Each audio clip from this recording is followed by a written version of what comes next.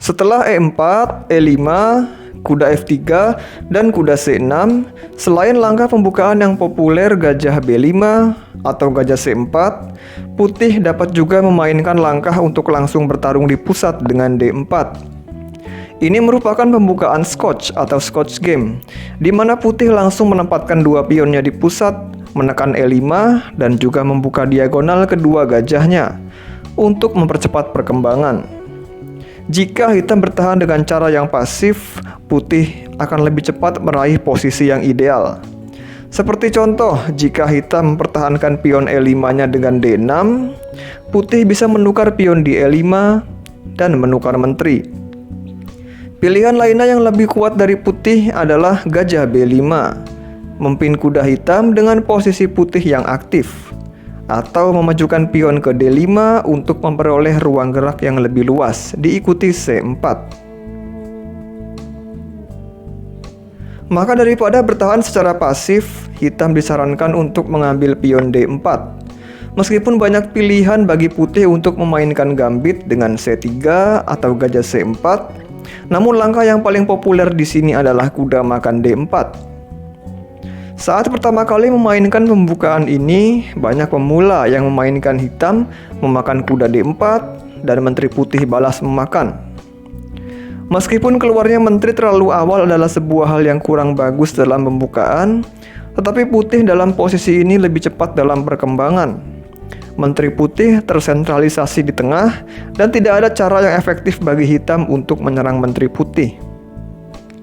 Pion C5 akan membatasi pergerakan dari gajah gelap hitam dan menciptakan pion lemah di lajur D bagi hitam. Jika hitam menawarkan menteri lewat menteri F6, putih akan memajukan pion ke E5 dengan keuntungan tempo sambil mengancam menteri hitam dan memperluas penguasaan ruang di atas papan.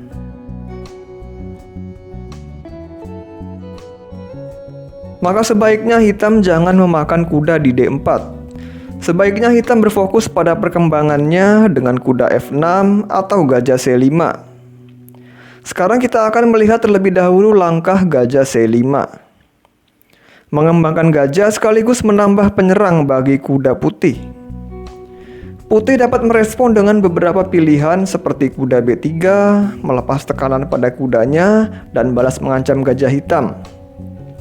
Atau kuda makan C6, di mana akan dilanjutkan menteri hitam ke F6, menunda memakan kuda putih karena adanya ancaman pada F2. Karena pembukaan Scotch adalah pembukaan yang tajam dan membuat permainan lebih dinamis, maka kita akan mencoba mengeksplor langkah yang paling populer di sini, yaitu gajah E3.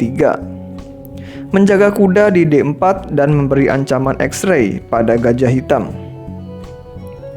Ancaman putih adalah kuda makan C6, ancam menteri hitam, dan membuka ancaman gajah putih terhadap gajah hitam. Hitam perlu mengamankan gajahnya ke B6. Setelah itu, putih akan melanjutkan perkembangan dengan kuda C3 atau gajah C4. Di posisi ini, dengan tidak terjaganya pion G7 hitam, putih bisa mengancamnya dengan kuda F5 dan membuka kemungkinan pertukaran gajah gelap.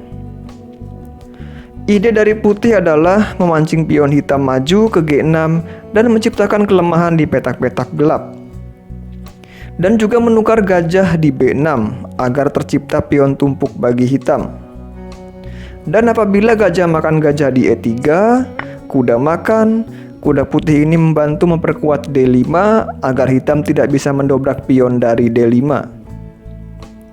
Jika hitam memberikan ancaman lain dari kuda F6 misalnya, mengancam E4, putih hanya tinggal memajukan kuda C3 untuk menjaga E4 dan makin memperkuat D5.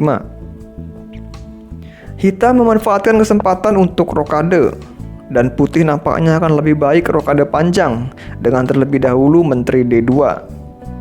Dan setelah rokade panjang, putih akan menyerang dengan badai pion F3 dan G4. Setelah benteng E8 untuk terus menekan E4, putih bisa mempertahankannya dengan F3 untuk memperkuat susunan pionnya dan mempersiapkan G4. Hitam kemudian membuka pion D6 untuk mengeluarkan gajah terangnya. Dan putih tetap pada rencananya rokade panjang. Variasi seperti ini merupakan variasi yang cukup tajam, di mana putih akan menyerang lewat G4, lalu G5, dan menyerang kuda hitam, yang merupakan perwira kunci dalam mengontrol petak-petak pusat. Dan tentu saja hitam akan melakukan serangan balik dari sisi yang berbeda, dengan badai pion juga dari A6 dan B5.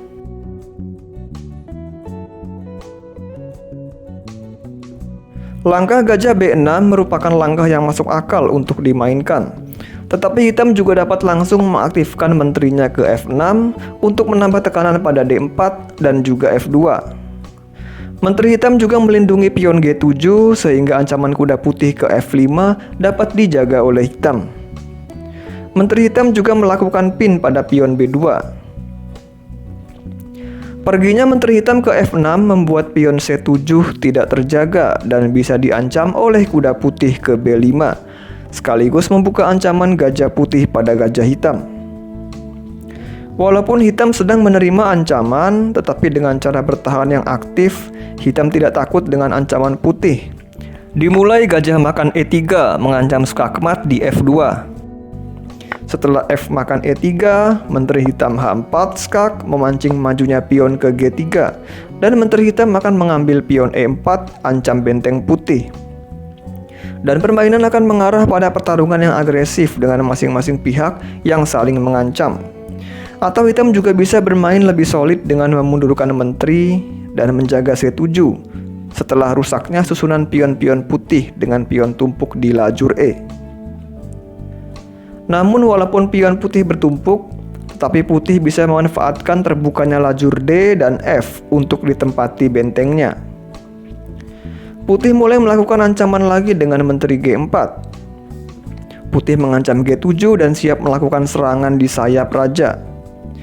Hitam bisa menjaganya dengan raja F8 dengan konsekuensi tidak bisa rokade. Atau hitam bisa mengamankan pionnya dengan G6 atau bahkan dengan langkah yang cukup berani G5 untuk memperluas ruang gerak di sayap raja.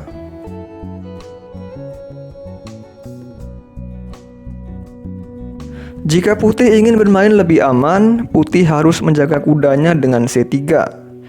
Dengan adanya pion di C3, kuda putih tidak bisa dikembangkan ke petak yang biasanya ditempati. Begitu juga kuda hitam di G8 tidak bisa dikembangkan ke F6 karena ada menteri yang cukup aktif di F6. Sehingga hitam mengembangkan kudanya ke E7 untuk saling menjaga dengan kuda yang satunya lagi. Kemudian mempersiapkan rokade dan dobrakan pion D5. Jika putih memainkan langkah biasa seperti gajah E2, hitam akan langsung mendobrak dari D5 dan membuka gajah terangnya. Maka putih lebih baik menempatkan gajahnya di C4 untuk ikut bertarung menjaga D5. Langkah solid bagi hitam adalah rokade, dan jika di sini kuda putih memakan C6 untuk membuka ancaman dari gajah putih pada gajah hitam, hitam akan balas memakan dengan menteri untuk tetap dapat menjaga gajahnya di C5. Putih melanjutkan perkembangannya dengan rokade. Hitam pion D6 menjaga gajah gelapnya dan membuka jalan bagi gajah terang.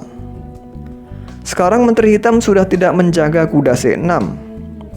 Setelah kuda makan kuda, kuda makan kuda, gajah makan gajah, pion balas memakan dan akan menciptakan pion bertumpuk bagi hitam. Dilanjutkan dengan F4 untuk memperluas area penguasaan putih dengan pion-pionnya.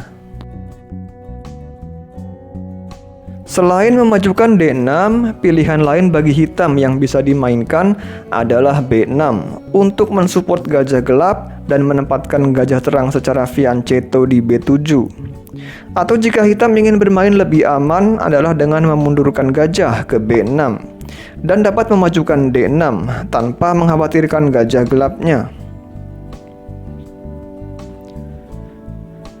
Jika kuda putih dikembangkan ke D2 akan menghalangi menteri putih dalam menjaga D4, sehingga kuda putih hanya bisa dikembangkan ke A3.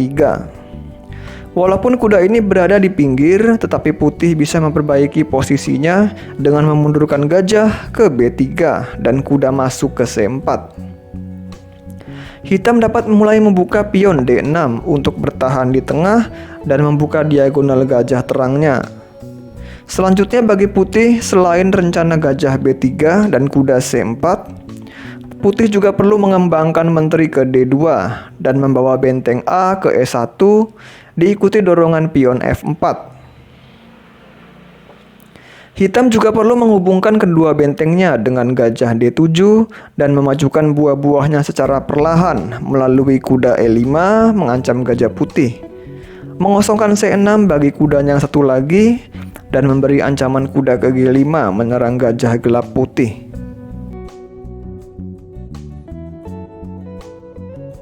Selain gajah C5, variasi lain yang sering menjadi favorit adalah kuda F6 dengan langsung menekan pada pion pusat putih.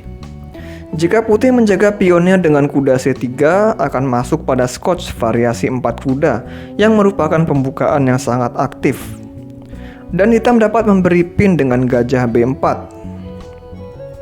Kita akan membahas langkah yang sering dimainkan, yaitu kuda makan kuda untuk menciptakan pion bertumpuk bagi hitam.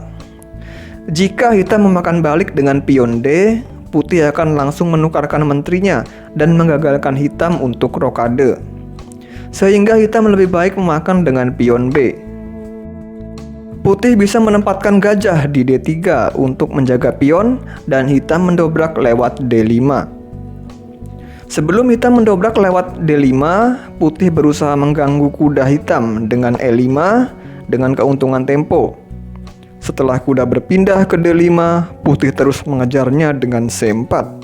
Kuda menghindar ke B6, gajah D3. Sampai pada posisi ini, putih telah menguasai ruang yang lebih luas dan perkembangan buah-buah putih akan lebih cepat.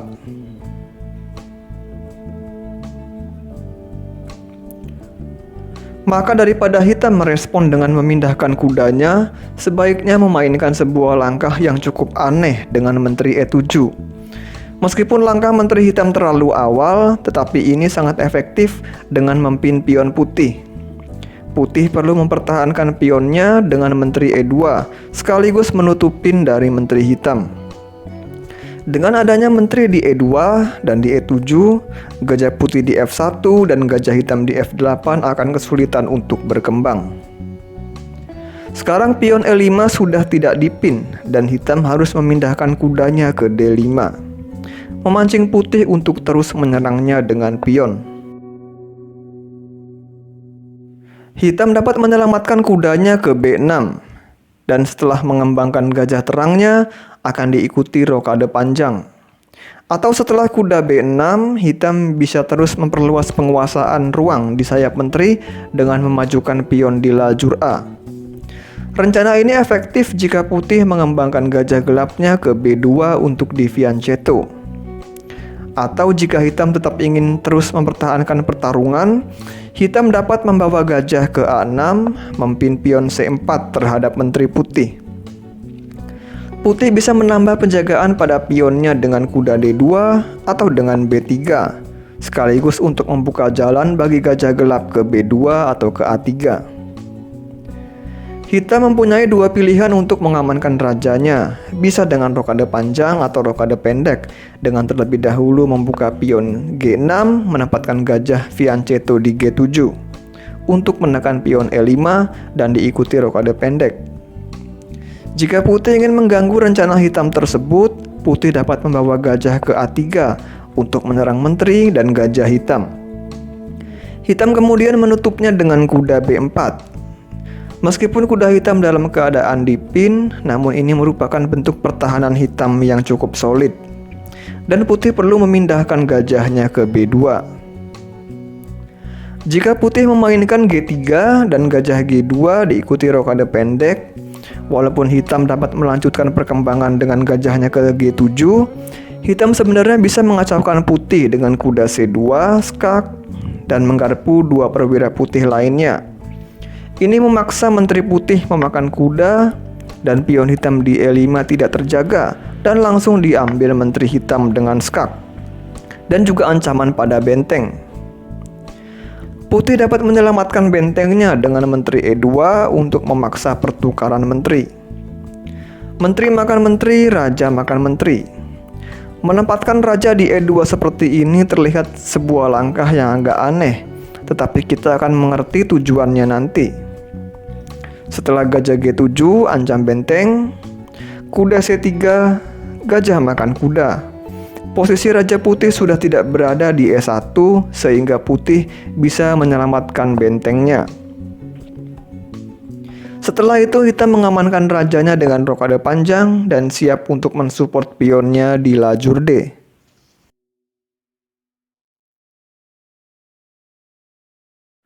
Karena gajah A3 bukanlah langkah terbaik Putih, maka Putih perlu mencari alternatif lain seperti F4 untuk memperkuat pion E5 atau gajah B2, atau bisa juga G3 terlebih dahulu untuk mempersiapkan fianchetto gajah dan mencegah kuda Hitam ke F4. Hitam melanjutkan rencananya gajah G7 menekan E5 dan dijaga oleh gajah B2. Hitam bisa mengamankan rajanya dengan rokade panjang atau juga rokade pendek. Putih melanjutkan dengan gajah G2. Hitam terus memberi tekanan pada pion E5 dengan benteng A D8. Putih tidak boleh tertinggal dalam perkembangan dan harus merelakan pion E5-nya. Putih rokade, setelah gajah makan E5, gajah makan gajah, menteri makan gajah, menteri makan menteri, dan benteng makan menteri. Sekarang pion C4 Putih sudah tidak dipin terhadap menteri putih lagi dan dapat mengambil kuda hitam. Gajah makan benteng, raja makan gajah, kemudian pion makan D5, dan berakhir dengan jumlah material yang tidak seimbang, di mana dua benteng hitam melawan satu benteng, satu gajah, dan satu kuda putih dengan jumlah pion yang lebih banyak bagi hitam. Putih mengeluarkan kudanya untuk mengancam pion hitam. Jika hitam memajukan pion, akan membuka diagonal gajah putih. Maka hitam menjaganya dengan C6. Sampai pada posisi ini, Putih bisa menyusun rencana untuk memainkan gajah F3 dengan tujuan menjaga E2 dari benteng hitam. Kemudian melakukan manuver kuda E2 dan kuda ke F4. Dilanjutkan pergerakan benteng D1 ke D4 dan ke A4 untuk mengancam pion hitam yang terisolasi. Sementara hitam dapat menyusun rencana dengan menumpuk benteng di lajur E dan menjalankan rajanya ke F8, ke E7, D6 untuk mensentralisasikan rajanya, dan jika diperlukan dapat ke B7 untuk menjaga pion A7.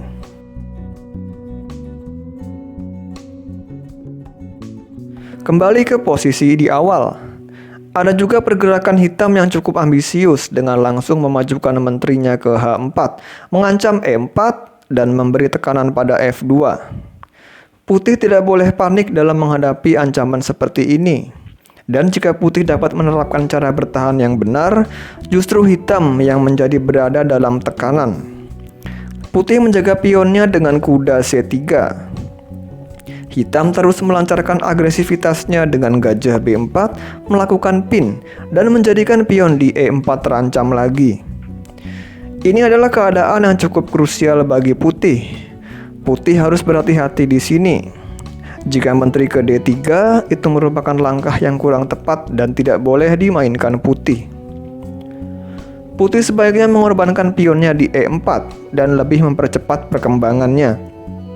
Setelah gajah E2, Putih bersiap untuk rokade dan memberi hukuman bagi menteri hitam yang keluar terlalu awal.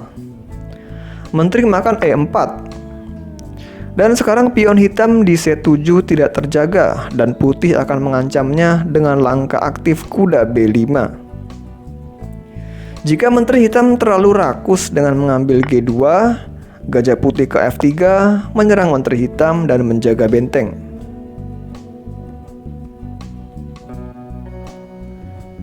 Sehingga menteri hitam tidak boleh mengambil G2. Hitam harus menghancurkan kerjasama antara kedua kuda putih dengan memakan kuda di C3. Untuk tetap memberi tekanan pada C7, maka putih balas memakan dengan pion. Jika hitam menjaga C7 dengan menteri E5, akan dilanjutkan dengan F4. Maka hitam mau tidak mau merelakan rajanya untuk tidak rokade demi menjaga C7. putih tidak menunda mengamankan rajanya dengan rokade. Meskipun pion putih bertumpuk di lajur C, namun putih lebih cepat dalam perkembangan buah-buahnya. Putih masih memiliki sepasang gajah, dan gajah hitam berada pada posisi yang sangat rawan sekali untuk diserang. Sekian pembahasan pada video ini, semoga memberikan manfaat bagi kita semua. Jika kalian menyukai pembahasan dan analisis pada video ini, silakan like video ini dan subscribe juga channel Sahabat Catur agar channel kami dapat lebih berkembang dan bermanfaat bagi seluruh penggemar catur di Indonesia. Terima kasih telah menyaksikan dan sampai jumpa.